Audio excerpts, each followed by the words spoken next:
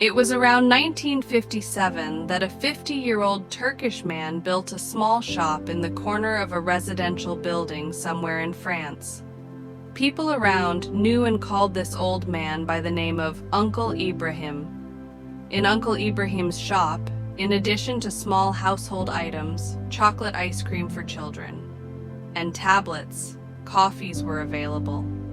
Jad used to come to Uncle Ibrahim's shop almost every day to buy small necessities for the house. Jad never forgot to steal a chocolate while leaving the shop, finding Uncle Ibrahim busy with something else. Once Jad forgot to steal the chocolate while leaving the shop.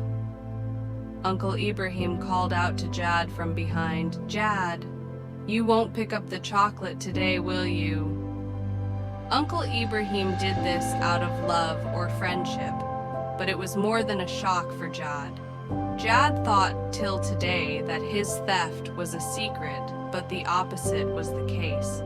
Jad growled and said to Uncle Ibrahim, "If you forgive me, I will never steal in the future." 11. But Uncle Ibrahim said to Jad, "If you promise that you will never steal from anyone in your life, I will bring you a chocolate every day when you go to the store."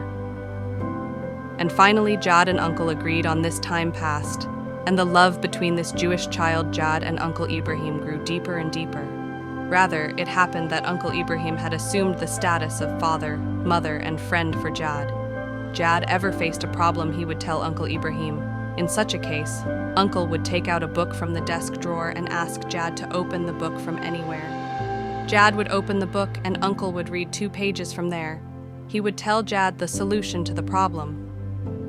Jad's heart would be satisfied and he would go home. And so 17 years passed, one after the other.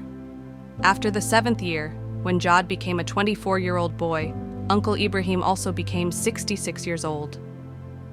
The death call came and Uncle Ibrahim died. He left a casket for Jad to his sons. His will was that after his death, this casket was to be given as a gift to this Jewish young man, Jad.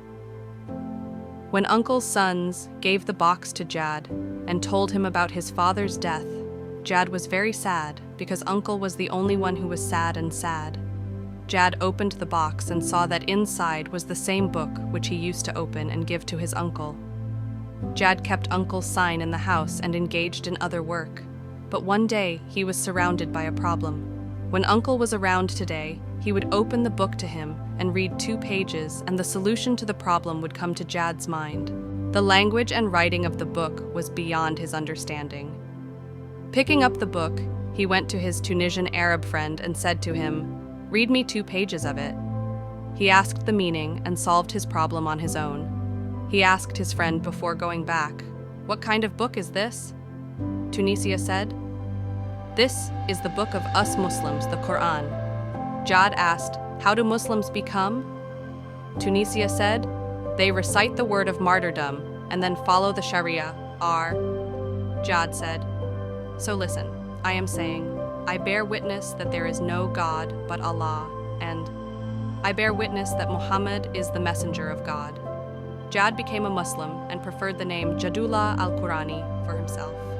The adoption of the name was a clear proof of his great love for the Quran. Jadullah studied the Quran, understood the religion of, started preaching. Jad said, "So listen, I am saying, I bear witness that there is no God but Allah, and I bear witness that Muhammad is the messenger of God." Jad became a Muslim and preferred the name Jadullah al-Qurani for himself. The authority of the name was a clear proof of his great love for the Quran. Jadullah studied the Quran, understood the religion, started preaching. More than 6,000 people accepted Islam at his hands in Europe. One day, while looking through old papers, Jadullah found a map of the world in the Quran given to him by Uncle Ibrahim, in which a line was drawn around the continent of Africa and signed by Uncle. Along with it, this verse was written by the uncle's own hand. "Invoke to the guidance of your Lord with wisdom and guidance. Invite to the way of your Lord with wisdom and good admonition." Jadullah felt as if this was his uncle's will for him. And at the same time, Jadullah followed this will.